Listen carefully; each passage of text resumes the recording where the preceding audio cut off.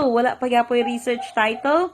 Tonight, I will be sharing to you one common AI research title generator. Please check this out. Okay, so sa imong laptop, i-open lang nimo.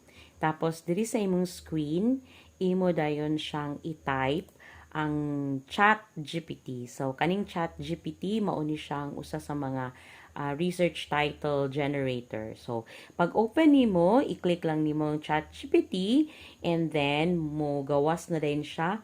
Ani din ka sa start now. So, start now and then i-open nimo and then you just type here, then mo appear din diri ang ginatawag niya prompt, no? Dira nimo isulat kung unsa imuhang gusto. So, if you wish to write unsa man action research, isulat nimo ang prompt, no? Action research title nga unsa man kaha for grade 1 grade 1 reading ba kaha?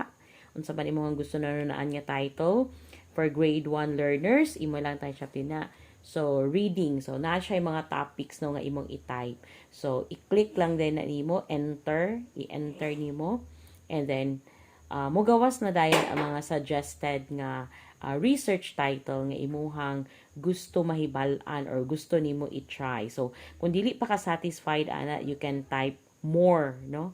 Kung dili pa ka gustoan ng improving letter sound, more. So, mo gawas gidayon ang mga suggested nga mga reading titles, no, kung mauna manggaling ang imuhang gusto nga research. Chat GPT is just one of the AI tools nga makatabang sa imo para mag-generate og title.